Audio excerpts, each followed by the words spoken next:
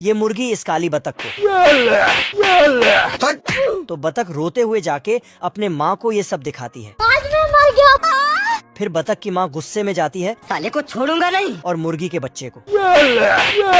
फिर बतख और मुर्गी के बीच झगड़ा शुरू हो जाती है। अरे बाप हो बाप, अरे बाप रे। तभी मुर्गा आता और दोनों का झगड़ा सुलझाने की कोशिश करता है। ठीक है, तू सुधर जाओ। चुप कर, मुंह बंद। लेकिन झगड़ा सुलझने की बजाय और ज्यादा उलझ जाता है। फिर बतख अपने बच्चे को लेके घर जाने लगती है। तभी साला मुर्गा पीछे से आता है और फिर ये झगड़ा और बढ़ जाता है। तो बतख अपने पति को ये सारी बातें बड़ा चढ़ाकर बोलती है।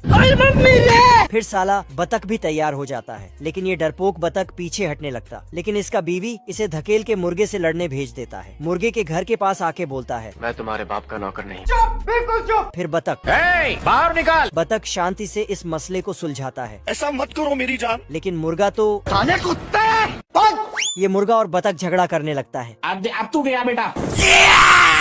उठा के पटकूंगा। तभी मुर्गा बतख को रोकता है और उसके चश्मे को हटाता है। तो बतख को गुस्सा आता है। फिर बतकाइन तालियां बजाती है। Thank you. तभी साला मुर्गा आता है और फिर बतख,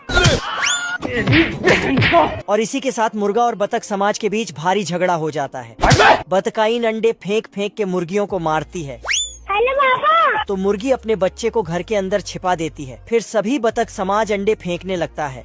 तो सभी मुर्गी समाज भी अंडे फेंकना चालू कर देती है। काली बतख डर जाती है तो उसे अंदर बर्तन में ढक देती है।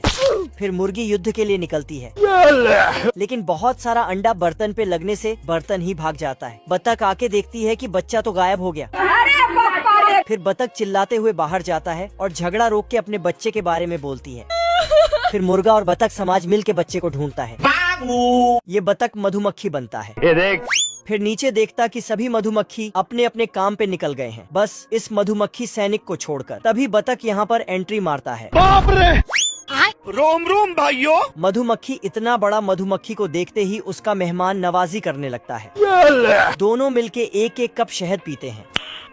मजा आया। साला बतख और मांगता है तो मधुमक्खी लाने चला जाता है। तभी साला बतख 2 बाल्टी लाता है और पाइप लगा के बहुत सारा शहद निकालने लगता है। तभी मधुमक्खी 1-2 कप शहद लाता है।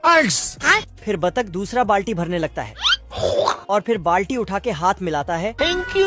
और रस्सी में लटक के बतख उड़ जाता है। Bye bye. अपना मंजू भाई। उसके बाद सारे मधुमक्खी काम से लौट के घर आता है, पर सैनिक तो उठ जा। मालिक। तभी खबर आता है कि शहद का चोरी हो गया है। साले कुत्ते। फिर राजा मधुमक्खी सैनिक का भाला तोड़ देता है। सॉरी।